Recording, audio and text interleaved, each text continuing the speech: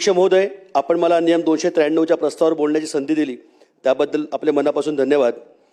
अध्यक्ष महोदय, आपल्याला माहिती आहे की आपल्या देशाचे पंतप्रधान आदरणीय मोदीजी यांचा विकसित भारताचा जो संकल्प आहे ते साध्य करण्यासाठी आपल्या देवाभाऊ यांनी महाराष्ट्राची इकॉनॉमी 2030 पर्यंत 5 ट्रिलियन बनवण्याचं टार्गेट उद्दिष्ट ठेवलेलं आहे।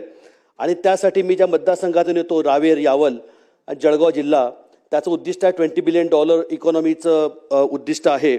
आणि यासाठी आदरणीय देवाभाऊंच्या नेतृत्वात महायुती सरकार अत्यंत चांगले निर्णय घेत आहे। आणि निर्णय घेत असताना शेतकऱ्यांसाठी, कामगारांसाठी, या समाजातील प्रत्येक घटकासाठी अत्यंत चांगले निर्णय सरकार घेत आहे। हे करत असताना मला असं वाटतं की $20 बिलियन इकॉनॉमी जर जळगावची करायची असेल, जळगाव जिल्ह्याची करायची असेल, तर त्यासाठी कृषीवरती अत्यंत महत्त्व देणं गरजेचं आहे। आणि या दृष्टीने काही 5-6 इनिशिएटिव्ज आहेत, काही पाथ ब्रेकिंग डिसिजन्स आहेत, ते जर आपल्या सरकारच्या माध्यमातून घेतले गेले तर त्याचा खरोखर खूप मोठा परिणाम चांगला होणार आहे। आपल्याला माहिती आहे अध्यक्ष महोदय की मागच्या 6-7 महिन्यापासून आमच्याकडे हा लार्जेस्ट बनाना ग्रोइंग बेल्ट जर देशातला कुठला असेल तर जळगाव आहे। आणि आमच्याकडे केळीचे भाव अचानक खूप कमी झाले होते, 200-300 रुपये फक्त केळीचे भाव झाले होते। आणि याच्यामुळे शेतकऱ्यांना अनेक आर्थिक अडचणींना सामना करावा लागतोय। त्या दृष्टीने माझी सरकारला विनंती आहे की केळीचं एक्सपोर्ट जर वाढवता आलं तर खूप बरं होईल। आणि त्यासाठी केळी एक्सपोर्ट करणं हे एकमेव ध्येय आहे। केळी निर्यात करत असताना त्यासाठी एक्सपोर्टचं फॅसिलिटी सेंटर उभं करता आलं तर खूप बरं होईल। आणि या निमित्तानं सरकारला विनंती आहे की केळी निर्यात करण्यासाठी आम्हाला जे निर्यातक्षम केळी तयार करायची आहे त्यासाठी ज्या स्कर्टिंग बॅग्स लागतात, बर्ड इंजेक्शन्स लागतात, किंवा आमच्या टिश्यू कल्चर रोप जे लागतात ते जर सरकारने जर सबसिडीमध्ये दिलेत तर शेतकऱ्यांना खूप मोठा त्याचा फायदा होणार आहे। आणि इनडायरेक्टली त्याचा परिणाम खूप मोठा आपल्याला बाहेरच्या देशातून आपला फॉरेक्स मिळवण्यासाठी खूप मोठं हे होणार आहे। सेकंडली महत्त्वाचं अत्यंत आहे की केळीच्या निर्यातक्षम क्वालिटीच्या केळीसाठी, केळी एक्सपोर्ट करण्यासाठी आणि वेगवेगळ्या प्रकारचे रिसर्च करण्यासाठी केळी महामंडळ स्थापन होणं अत्यंत गरजेचं आहे। सरकारच्या माध्यमातून मागच्या वेळेला घोषणा झाली होती की केळी महामंडळ स्थापन करण्यात येईल।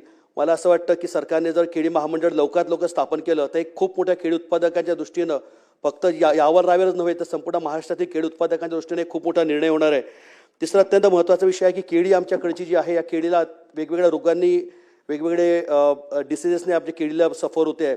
महत्त्वाचा एक करपा, त्यासाठी करपा पॅकेज जर डिक्लेअर करता आलं आणि हा करपा समूळ नष्ट करण्यासाठी जर सरकारच्या माध्यमातून औषधी देता आल्या तर खूप बरं होईल। त्यामुळे सरकारला विनंती आहे करपा समूळ नष्ट करण्यासाठी सरकारच्या माध्यमातून आम्हाला करपा पॅकेज डिक्लेअर करण्यात यावं। दुसरा अत्यंत महत्त्वाचा विषय, आमच्या केळीला चिलिंग इंजुरी यायला सुरुवात झाली आहे। त्यामुळे सरकारच्या माध्यमातून या चिलिंग इंजुरी कशी कमी करता येईल यासाठी जर एक इनोव्हेशन करता आलं, यासाठी जर रिसर्च करता आलं तर त्याचा खूप मोठा फायदा केळी उत्पादकांना होणार आहे। तिसरा अत्यंत महत्त्वाचा विषय, आपल्याला माहिती आहे काँग्रेस गवत, कधी आपण माहिती आहे पिढ्यानपिढ्या या संपूर्ण शेतीला नष्ट करणारे काँग्रेस गवत आहे, याच्यावरती आतापर्यंत रिसर्च झालेलं नाही आहे। किती पेस्टिसाईड वापरले, किती जरी आपण तणनाशकं वापरली तरी काँग्रेस गवत काही संपत नाही। त्यामुळे या निमित्ताने मला सरकारला विनंती आहे, या शेतकऱ्याला जर वाचवायचं असेल आणि शेतीचा खरोखर चांगली करायची असेल तर काँग्रेस गवतवरती एक रिसर्च झालं पाहिजे आणि समूळ ते काँग्रेस गवत कसं या भारतातून नष्ट करता येईल यासाठी प्रयत्न झाले पाहिजेत, अशी या निमित्ताने माझी विनंती आहे।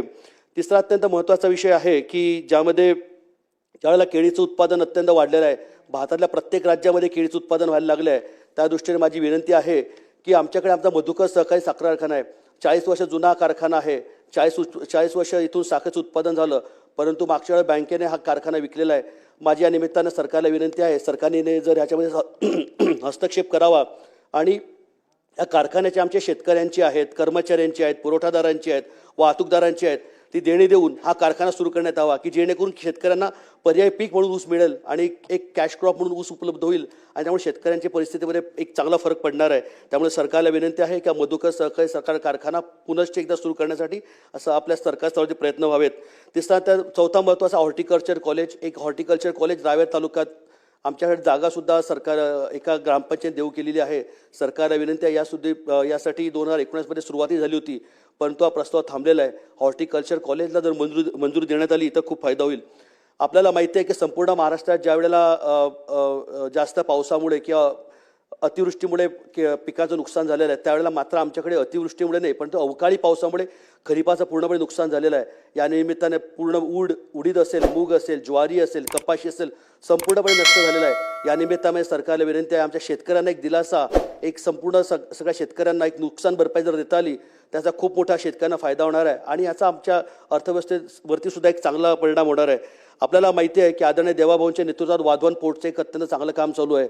समृद्धी महामार्ग तयार होत आहे, परंतु समृद्धी महामार्ग असेल आणि वाधवान पोर्ट असेल, या सगळ्यांना ह्या जळगाव जिल्हा जर कनेक्ट करायचं असेल तर एक कनेक्टर आणि फीडर रोड्स डेव्हलप करणं गरजेचं आहे.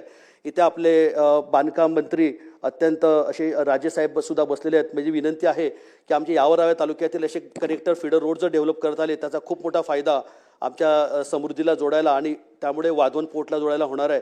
आणि यासाठी एक खूप रस्ते अत्यंत खराब झालेले आहेत. या निमित्तानं सरकारला विनंती आहे की अंदाजे 300 कोटी रुपयाचं पॅकेज जर आम्हाला या रस्त्यांच्या तयार करण्यासाठी देण्यात आलं त्याचा खूप मोठा फायदा आम्हाला होईल. नंतर दुसरा अत्यंत महत्त्वाचा विषय आहे की आमच्याकडे आदिवासी बेल्ट खूप मोठा आहे आणि आदिवासी मुलांना सध्या आदिवासींना मेन स्ट्रीममध्ये आणण्यासाठी एक देवाभाऊंनी एक अत्यंत चांगली योजना सुरू केली होती. नामांकित शाळामध्ये त्या मुलांना ॲडमिशन देणं, आदिवासी जमातीच्या मुलांना नामांकित शाळेमध्ये प्रवेश देणं. परंतु दुर्दैवाने ह्याच्यामध्ये आपले टार्गेट जे कमी केलेले आहेत आणि यासाठी सगळ्या पालकांची मागणी आहे की टार्गेट जर वाढवून दिले तर ह्या आपल्या सगळ्या आदिवासी बांधवांना त्या मुलांना सुद्धा या मेन स्ट्रीममध्ये येता येईल आणि चांगल्या शाळेमध्ये शिक्षण घेता येईल अशी या निमित्ताने सरकारला माझी विनंती आहे. आपल्याला माहिती आहे की देवाभाऊंच्या सरकारमध्ये अत्यंत चांगली कामं सुरू आहेत. त्यामुळे छोटी छोटी विषय जर देवाभाऊंच्या सरकारमध्ये जर आमच्या यावर मतदारसंघाला देता आली त्याचा खूप मोठा पॉझिटिव्ह इम्पॅक्ट आणि सरकारच्या याच्यामध्ये याचा हे होणार आहे. आणि $20 बिलियन इकॉनॉमी सध्या सहज 2020-30 करण्यासाठी याचा खूप मोठा वाटा असणार आहे. आपण मला बोलायची संधी दिली त्याबद्दल मनापासून धन्यवाद. काशीनाथ